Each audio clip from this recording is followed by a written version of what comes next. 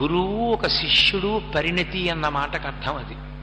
ఒక గురువు ఎక్కడ ఉండాలి అంటే భోగం ఎక్కడున్నదో అక్కడ కాదు, జల సమృద్ధి ఉండాలి. ఆయన 4 మాటలు స్నానం చేయడానికి, సంధ్యావందనం చేసుకోవడానికి నీళ్లు అత్యంత అవసరం కనుక ఎక్కడ నీటి ప్రవాహం ఉన్నదో అక్కడ ఉందామన్నాడు రాముడు. చాలా సంతోషించాడు విశ్వామిత్రుడు. ఇద్దరూ కలిసి మరునాటి ఉదయం జనక మహారాజు గారి యొక్క అంతఃపురానికి వెళ్ళాలి. జనకుడు వచ్చి స్వాగతం పలికాడు.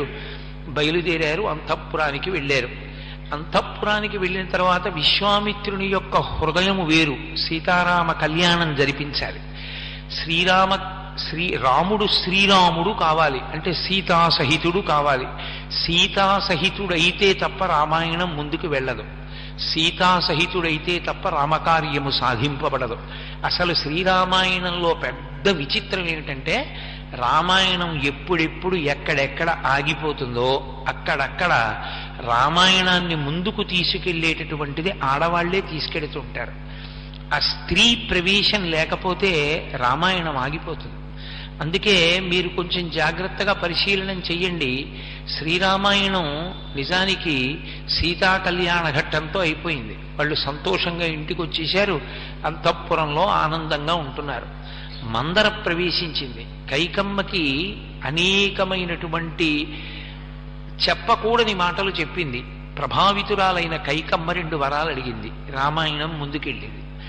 ముందుకెళ్లిన రామాయణం 14 సంవత్సరాల అరణ్యవాసం నడిచిపోతోంది. ఏమౌనో శూర్పణఖ ప్రవేశించింది. ప్రవేశించి రావణాసురుడి దగ్గరికి వెళ్ళి చెప్పకూడని మాటలు చెప్పింది. సీతాపహరణం జరిగింది. కథ మళ్ళీ ముందుకెళ్ళింది. ఏం జరుగునో, సీతాపహరణం జరిగిన తరువాత సీతమ్మ తల్లి ఒక స్థితిలో నేను శరీరం విడిచిపెట్టేస్తానంది.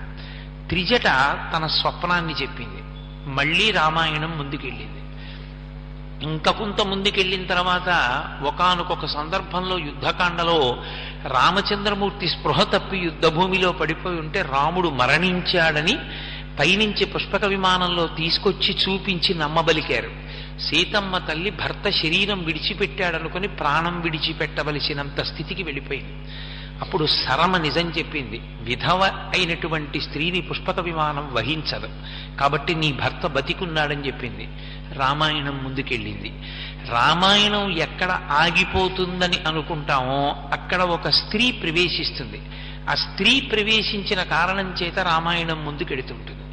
రామాయణంలో అదొక విచిత్రం. కాబట్టి సీతారామ కళ్యాణ